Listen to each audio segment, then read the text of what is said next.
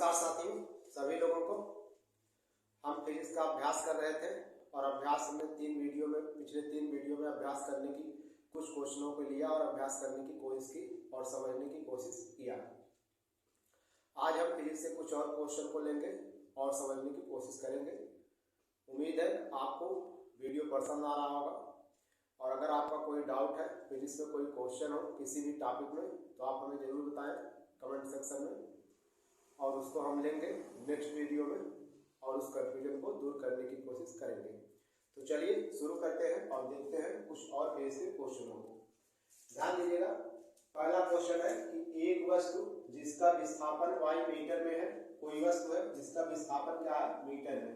विस्थापन क्या होता है तो आपने पढ़ा रहा होगा, किसी कण द्वारा एकांक समय में चली गई जो सीधी दूरी होती है या पथ की सीधी लंबाई होती है उसी को विस्थापन कहते हैं।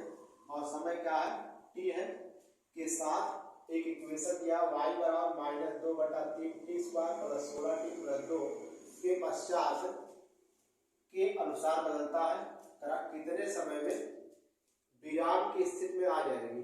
यहाँ टाइम पूछ रहा है आपसे, क्या पूछ रहा है, समय। तो t बराबर आपको ज्ञात करना है कितने समय में जो वस्तु होगी वो विराम की स्थिति में आ जाएगी। विराम की स्थिति में आने का मतलब क्या है, रुक जाएगी। कितने टाइम में वो पार्टिकल रुक जाएगा। ध्यान समझिएगा, इक्वेशन हमको दिया गया, समीकरण विस्थापन का समीकरण दिया है y बराबर -2/3 t² + 16t + 2। आप जानते हो अगर एक पार्टिकल है, एक कार है या कोई भी वस्तु है, अगर ये मूव कर रही है, मान लीजिए यहाँ पर जाके पार्टिकल का क्या हो रही है, रुक जा रही है, तो जहां रुकेगा वहां पर उसका वेग कितना हो जाएगा, 0। और ये यहाँ पर इसका प्रारंभिक वेग होगा, आप जानते हो u, और जहां पर रुकेगा वहां पर उसका अंतिम वेग कितना हो जाएगा, तो उसका अंतिम वेग 0 हो जाएगा। तो कह रहा है क्योंकि वस्तु विराम की स्थिति में आ जाती है। अगर वस्तु विराम की स्थिति में आ जाती है तो यहाँ से वस्तु मूव करी, यहाँ जाने के बाद रुक जा रही है, यानी कि उसका अंतिम वेग कितना हो जाएगा, 0 हो जाएगा। बात करूंगा तो चलिए समझते हैं। विस्थापन समीकरण दिया है हमको y बराबर -2/3 t² + 16t और +2। इसको हल करना है। तो अब ध्यान समझिएगा, आपने पढ़ा रहा होगा कि वेग बराबर होता है dy/dt, यानी कि विस्थापन का समय के सापेक्ष एक बार अवकलन करने में क्या आता है, वेग आता है। तो अगर विस्थापन दिया है तो उसका अवकलन कर देने पर क्या मिल जाता है, वेग मिल जाता है। तो ये हमको विस्थापन किया, इसका अवकलन करेंगे dy/dt, तो आपको वेग मिल जाएगा। उसी dy/dt को हम क्या कह देंगे, वेग कह देंगे। तो अवकलन करिए इसका।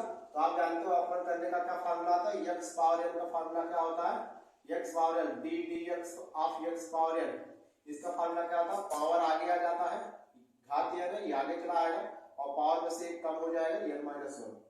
अगर कोई यहाँ अचर राशि a होता तो अचर राशियां बाहर लिख ली जाती है। तो -2/3 क्या है, अचर है, इसलिए इसको ऐसे लिख दिया जाएगा।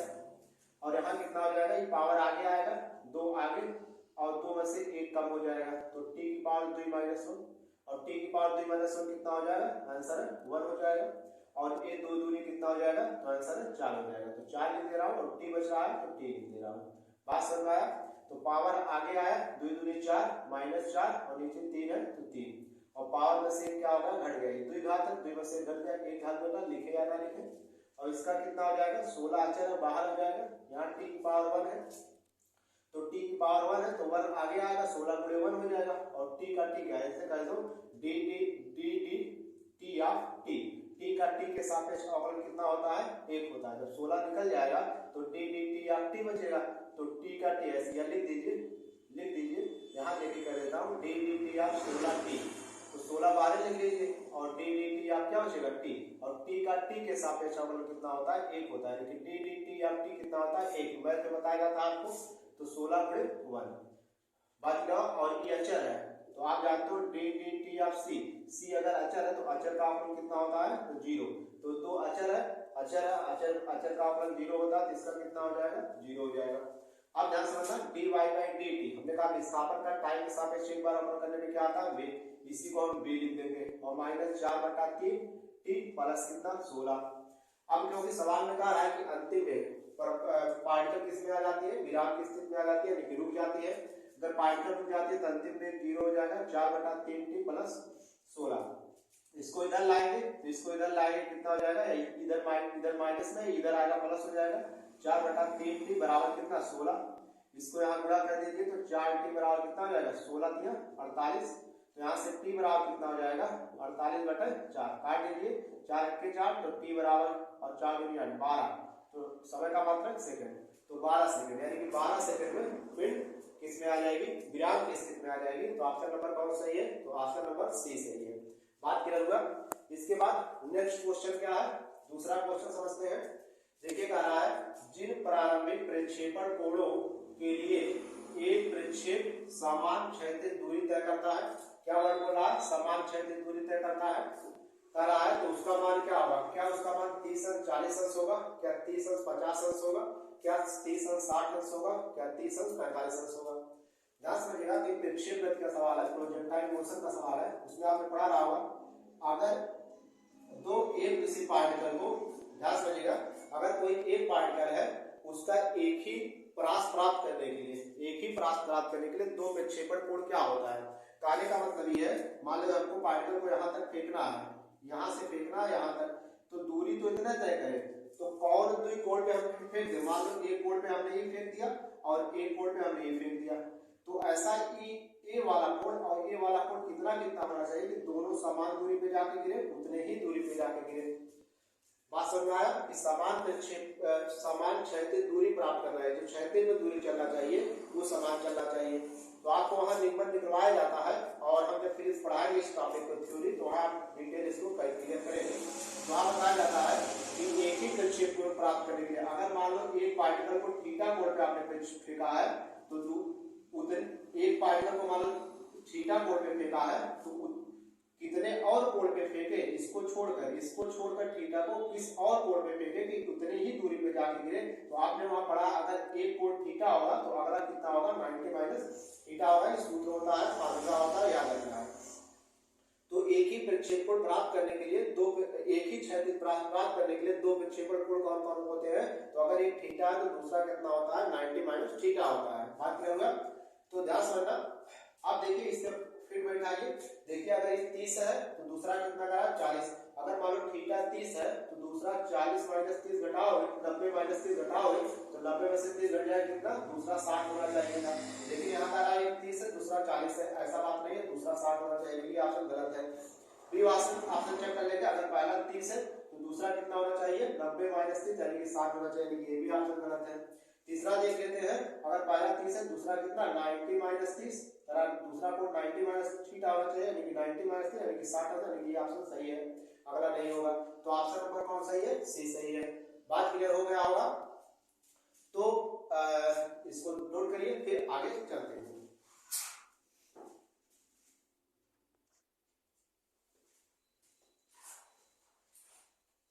नेक्स्ट क्वेश्चन है देखिएगा एक वस्तु ऊर्ध्वाधर गति 98 मीटर पर सेकंड या सीसी माने क्या एसईसी मतलब सेकंड। एक वस्तु ऊर्ध्वाधर गति 98 मीटर पर सेकंड से ऊपर फेंकी गई है यदि ऊर्ध्वीय त्वरण का मान 9.8 मीटर पर सेकंड स्क्वायर हो तो बारह बताइए निम्न में से कौन सा कथन सही होगा। तो पहला कह रहा है यह 10 सेकंड के पश्चात 980 मीटर की महत्तम ऊंचाई तक जाएगी। दूसरा ऑप्शन कह रहा है यह 5 सेकंड में 490 मीटर की महत्तम ऊंचाई तक जाएगी।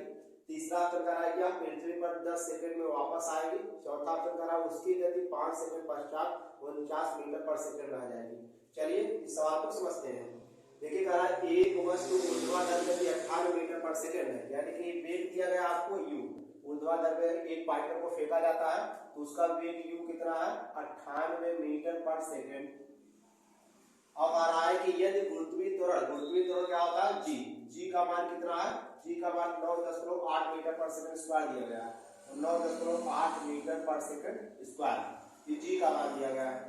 तो चार ऑप्शन दिए कह रहा क्या 10 सेकंड पश्चात 980 मीटर ऊपर तक जाएगी यानी ऊंचाई कितनी तय करेगी 980 मीटर। तो चलो चेक कर लेते हैं। अब आप जानते हो गति का दूसरा समीकरण s बराबर क्या होता है ut plus half at square. आपको ये गति का दूसरा समीकरण पता होगा। यहाँ s कितना हो जाएगा h जो ऊपर फेंका जा रहा पार्टिकल तो h बराबर क्या ut। और आप जानते हो अगर कोई पार्टिकल ऊपर फेंका जाता है तो g नेगेटिव होता है तो माइनस सूत्र आ जाता है 1/2 gt स्क्वायर। अगर पार्टिकल ऊपर से नीचे गिर रहा है तो यहाँ प्लस होगा क्योंकि g उस समय धनात्मक होता है और जब पार्टिकल नीचे से ऊपर जाता है तो g यहाँ प्लस के स्थान पे क्या रहता है माइनस, यानी कि सूत्र को हम यूज करेंगे। तो सूत्र यूज करेंगे h बराबर ut minus 1/2 g t square, कितना g t स्क्वायर। अब ध्यान सुनना, हमको कह रहा है कि 10 सेकंड में कितना जाएगा वो 980 मीटर। चलो निकाल लेते हैं। तो 980 मीटर वो चलेगा कितने सेकंड में, आंसर है 10 सेकंड में।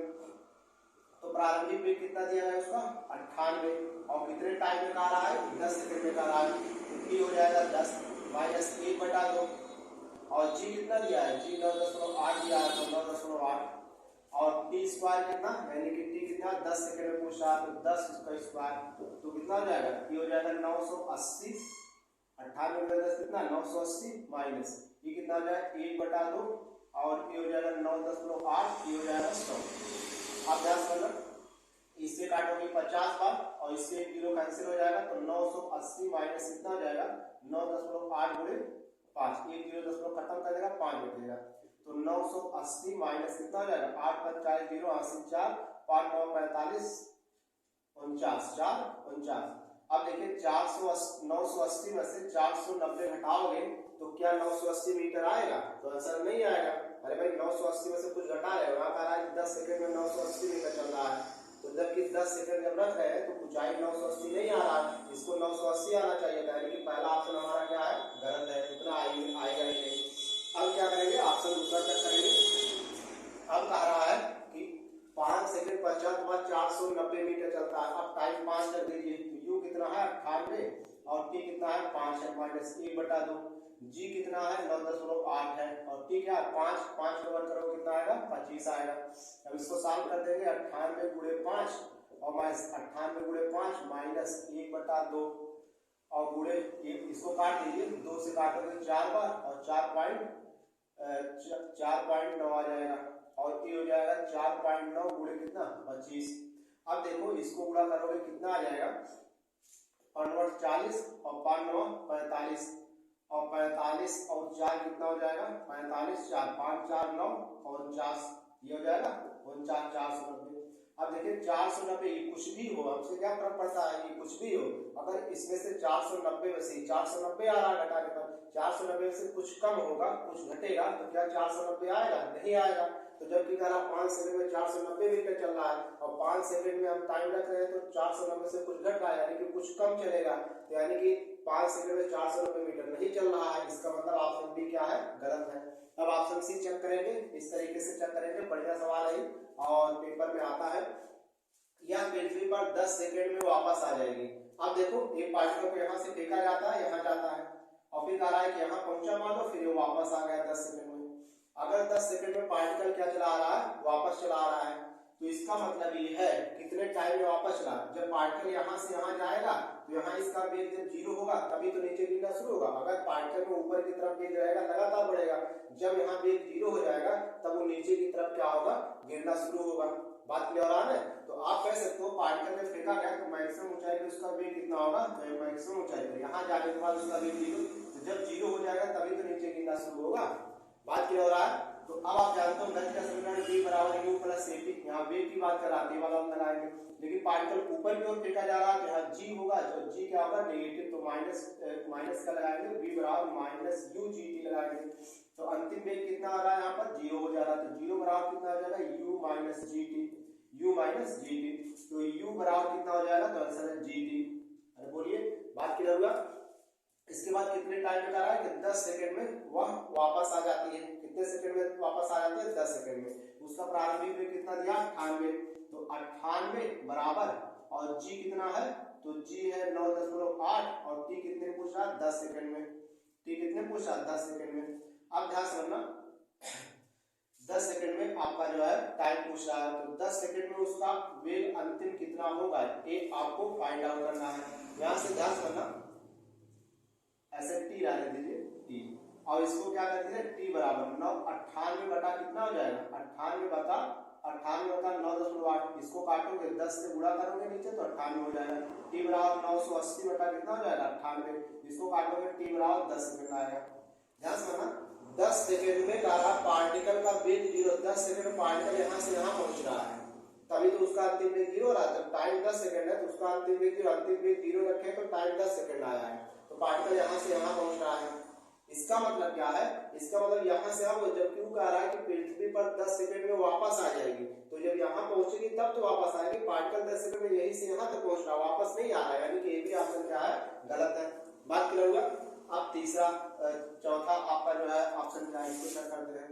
करा उसकी गति 5 सेकंड में 49 मीटर पर सेकंड हो जाएगी, तो v बराबर क्या, u माइनस gt। 5 सेकंड में कितना हो जाएगा, 49, यानी कि अंतिम में कितना हो जाएगा, 49 रख दिया। u कितना, 98।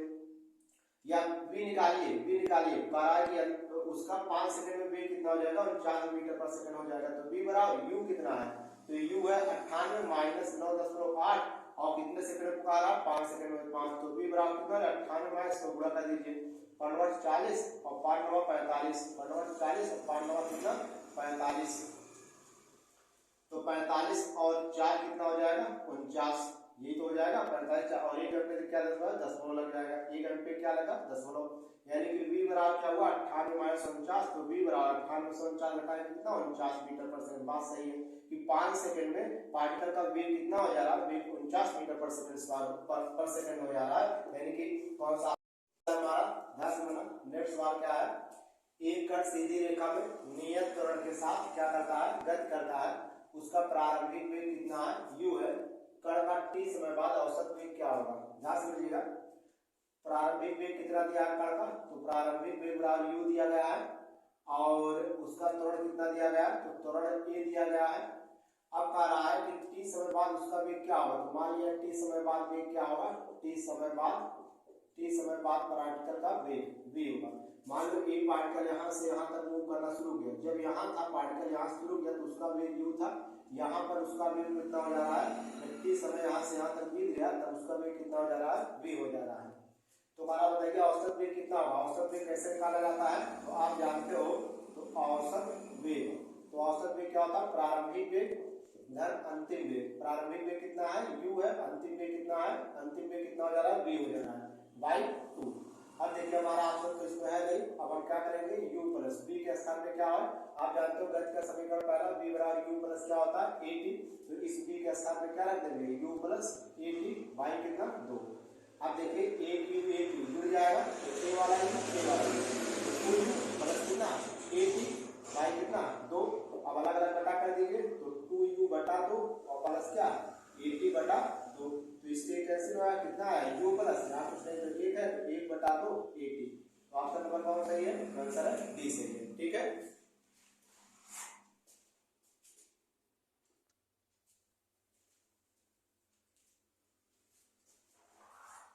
इसके बाद नेक्स्ट क्वेश्चन है, एक स्थिर पिंड को धीरे धीरे एक भारी टेबल पर गिराया जाता है। टेबल 4 मीटर पर सेकंड की 4 से 36 दिशा में गति कर रहा है। उसका घर्षण गुणांक दिया गया है 0.2 दिया गया है तथा गुरुत्वीय त्वरण 10 मीटर पर सेकंड स्क्वायर दिया गया है। टेबल के सापेक्ष पिंड कितनी दूरी तक सरकेगा, उसका मान क्या होगा। ध्यान से समझना, क्या कर रहा है, एक टेबल है, एक कोई टेबल है जो घूम रहा है, किस तरह कर रहा है, एक स्थिर पिंड, और पिंड क्या था, स्थिर था, उसको टेबल पर धीरे धीरे गिराया जाता है, और आ रहा है गिराया जाता है। टेबल 4 मीटर पर सेकंड की 4 से 36 दिशा में गति कर रहा है, मतलब कोई टेबल है वो 36 दिशा में ऐसे ऐसे क्या कर रहा है, घूम रहा है, और उसका वेग कितना है 4 मीटर पर सेकंड है कि 4 है, और घर्षण गुणांक 0.2 दिया गया है, गुरुत्वीय त्वरण g दिया गया है, तो g का मान कितना दिया गया 10 मीटर पर सेकंड स्क्वायर, क्या है ये g है, तो g दिया गया है। तो हमारा पिंड टेबल के सापेक्ष पिंड कितनी दूरी तक क्या होगा, सरकेगा, कैसे तो कितनी दूरी तक जाके रुकेगा, यानी कि हमसे यस पूछ रहा है, क्या पूछ रहा है, यस पूछ रहा है। तो अब क्या समझना, क्योंकि जब ये घूम रहा है, अगर पिंड इस पे गिरेगा तो पिंड, मान लो पिंड है, ये टेबल है, जैसे इस व्हाइट बोर्ड है, तो व्हाइट बोर्ड और इस साइड के पार्टिकल जो ऑब्जेक्ट है इसके बीच घर्षण बल कार्य कर रहा है, तो जब ये पिंड यहाँ गिरेगा तो ये जो घूम रहा है इसके बीच, इनके बीच फ्रिक्शन रगड़ का फोर्स काम करेगा, यानी कि आपका तो घर्षण बल काम करेगा, तो घर्षण बल लगेगा तो यानी कि घर्षण बल F बराबर क्या होता है, म्यूएस इनटू आर होता है।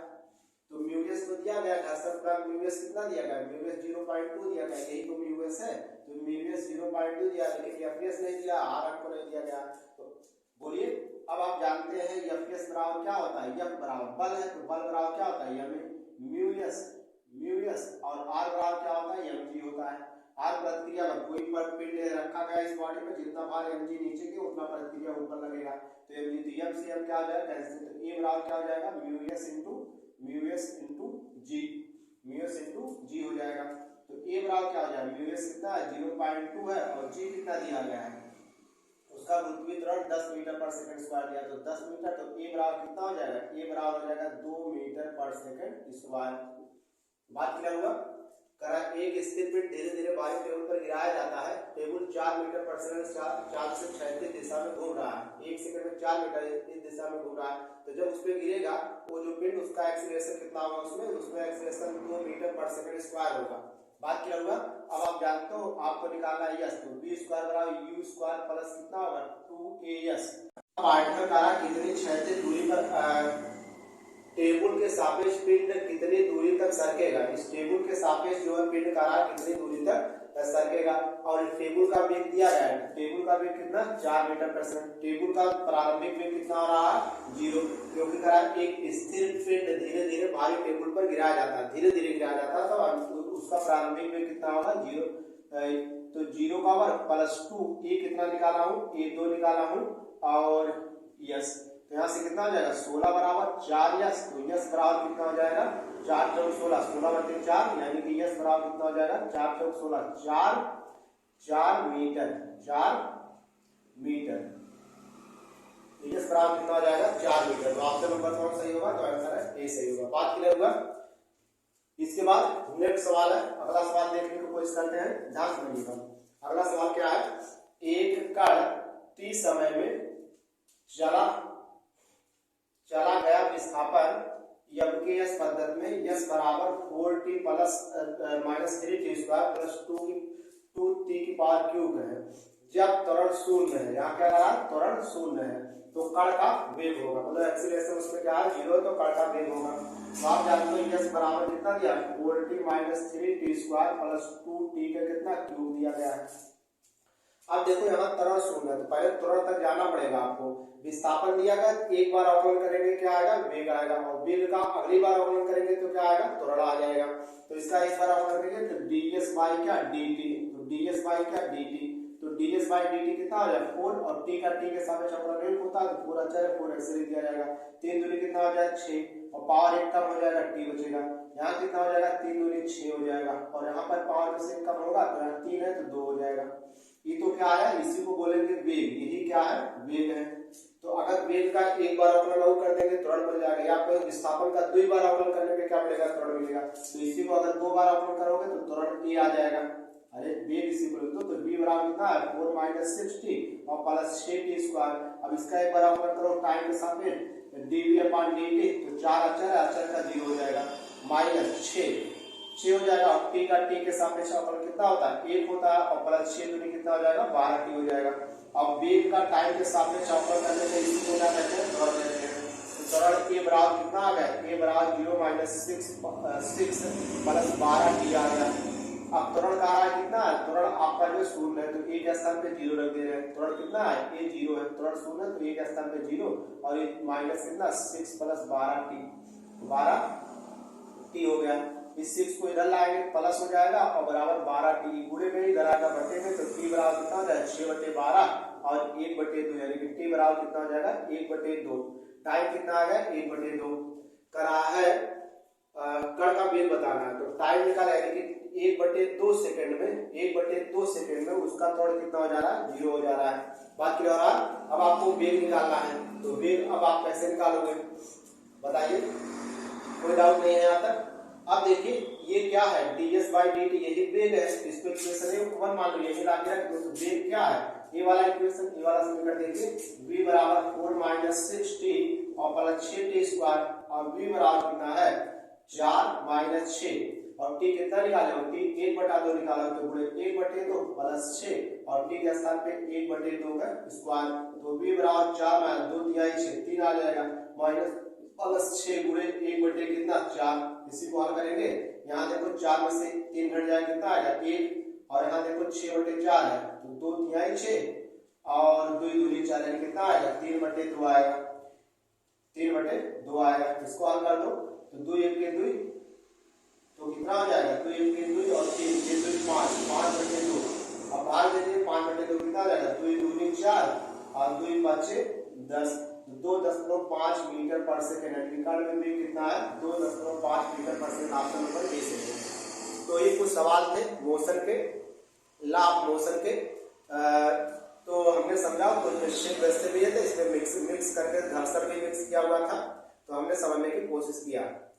और आगे हम कुछ और सवाल को लेंगे और उसको समझने की कोशिश करेंगे। अगर आपको वीडियो पसंद आया हो तो आप लाइक भी करिए, शेयर भी करिए और सब्सक्राइब भी करिए।